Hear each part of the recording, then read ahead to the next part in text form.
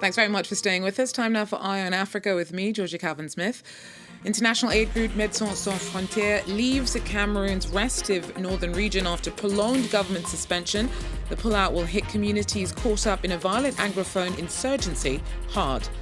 Also, farmers in Congo Brazzaville's Koilou region have been struggling with rotting crops, many forced to buy produce that they grow in their own land. People there are blaming the loss of soil fertility on oil pollution. And Senegal's once untouched shoreline was a playground for rock climbers. The coastal erosion has worn away at the cliffs. But first, international aid group Doctors Without Borders, or Médecins Sans Frontières, has lost a battle to keep up operations in Cameroon's northwest. Communities in the English-speaking region have been caught in the middle of devastating fighting between security forces and Anglophone separatists for about 4 years now. Over 3,000 people have been killed, 1 million forced from their homes, and both sides have been accused of atrocities. Now, despite the humanitarian crisis, at the end of last year, the government launched a suspension of MSF's work in the region, and talks to roll that back have hit an impasse. Scott Hamilton from MSF joins me now. Scott, MSF's tried for about 8 months now to reverse that December suspension. Why has it all come to a head now? Hi, yeah, that's right. We have had continual engagements since the start of that suspension at both regional and central level in Yaoundé. Unfortunately, our meetings just seem to bear no fruit. We even called on the government publicly on the 22nd of July in a public statement. We're not sure entirely why we haven't been able to roll back that suspension, but unfortunately now we're left with no alternative but to scale down. We simply can't maintain a team of about 80 people, doctors, nurses, physiotherapists, midwives, ambulance drivers, when there's no end to this in sight, and that's from a logistical, financial and security perspective. So you give us a bit of an insight there as to the kind of work MSF did, but I mean, it really offered free medical care overall, managing the only round-the-clock free ambulance in the region. What's the impact of this withdrawal likely to be on the communities affected by the insurgency? Are there any other healthcare facilities that you know of that they can fall back on? I mean, there are a number of functioning healthcare facilities. One of the big issues, though, that we see in this crisis is a big economic downturn and widespread displacement, as you've mentioned. Many people simply can't access the healthcare facilities. They can't afford transport to get there. And if they can get there, many people can't afford treatment. Now, last year, we did more than 42,000 medical consultations, and our ambulances, they referred over 4,000 people. There are no other ambulance services, as you've identified, that are free for people. And every Monday is a lockdown day. That means that people simply can't leave their homes. Otherwise, they'll be in real danger. So when there's an emergency, it's not clear what people will do now. So what happens next? Are you going to keep up efforts to return? Well, we've retained a small liaison office in Bamenda in the northwest, and we will, of course, continue engaging with the government. If they say that we can return and they'll lift the suspension, that's good news for us, and we'll happily respond to the needs of the population as soon as possible. We do also hope that other healthcare providers will step up to fill the gap and support the Ministry of Health. And I think one thing that's key for us is just the healthcare for the population. Whoever's providing it, that's good news. And healthcare providers and facilities should be protected and not targeted as they have been in this ongoing crisis. Scott, briefly, you mentioned there that healthcare providers are being targeted. What kind of conditions were your staff working in? Well, they were working under challenging conditions. I mean, this crisis has been extremely violent, and it's ongoing. We've seen staff threatened, harassed. We've seen guns pointed and so on. And we're not pointing at any specific groups here, but it is an extremely tense situation, as with any crisis involving armed violence. Thanks very much. Scott Hamilton there from Médecins Sans Frontières. Thanks to you.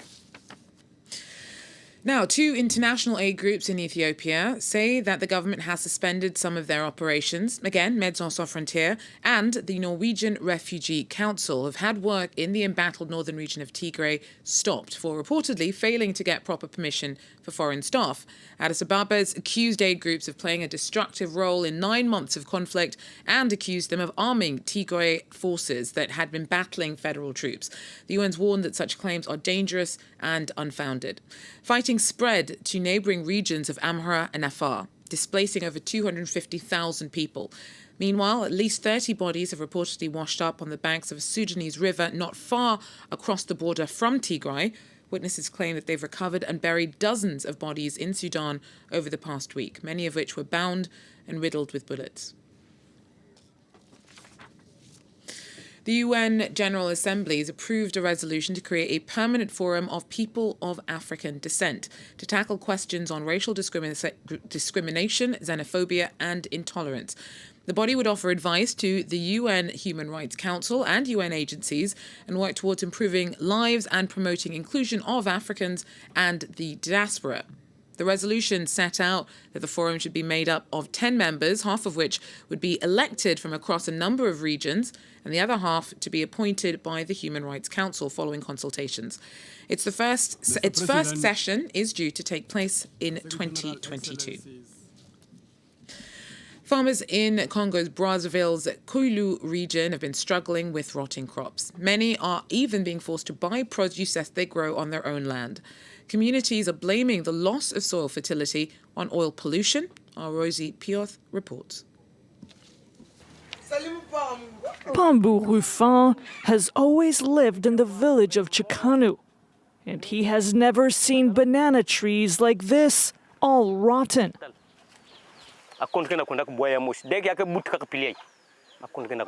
Mama bit me butu beto bit me kotna mamba l'école a bit ba vendu tout l'année na mamba bilan ba buska na kusimba be maintenant na tour bit ya yi de que bit me zomo que chez sa bit ya pétrole ya mkum la merde na maza na ba mayakas ya kamuvus.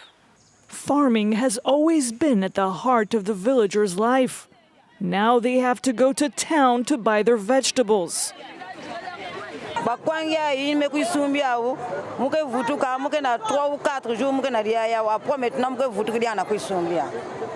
The local Catholic Church and many residents believe the degraded state of the soil is due to oil production in the region.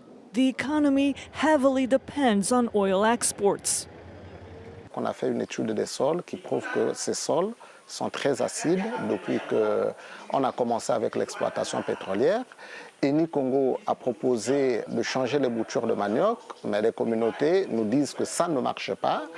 Il y a toujours ce problème de pourrissement de manioc. Et donc aujourd'hui, on n'a pas les vraies solutions. Dans la zone du Koilou, là où on exploite le pétrole, il y a ces problèmes.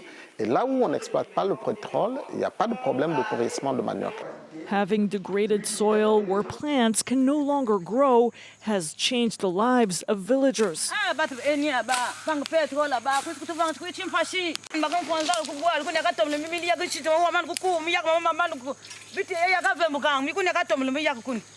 France 24 has reached out to ENI Congo and to the Hydrocarbons Ministry, who did not wish to comment on the problem of soil pollution. Now, the once untouched shoreline meant that Senegal offered the ideal opportunity for rock climbing, but coastal erosion's worn away at the cliffs, threatening the pastime of passionate local climbers. Nicolas Chemin tells us more. These rock climbers in Dakar are worried. They say a construction boom is causing coastal erosion and threatening their sport. Hard cliffs are turning into slopes. Footholds and places to latch a rope are being lost. Look at this, how amazing it is to be able to be here with our friends to enjoy every time here. This is my main goal, to protect this area for the coming generation. Bab Gumbolo is a geologist and the head of Senegal's National Scientific Research Institute. He says luxury hotels and condominiums are being built too close to the shoreline. We need to protect these cliffs urgently for reasons that are historical, touristic, environmental and strategic. According to the World Bank, erosion costs Senegal's government more than $500 million a year, mostly because of the loss of high-value urban land. Recently, the Dakar climbers found an injured hawk. They took care of it for a few days, and it was able to fly again. They are concerned that such discoveries will become less and less likely if coastal erosion continues. And finally, 18-year-old Christine Mboma became the first Namibian woman to claim an Olympic medal. She claimed silver in the 200 metres at the Tokyo Games after having broken the world under-20 record twice in under 8 hours on the way to her historic win. Well, congratulations, Christine. That is, though, I'll have to leave it for now for Eye on Africa. Thanks for joining us, and do so again if you can. Take care.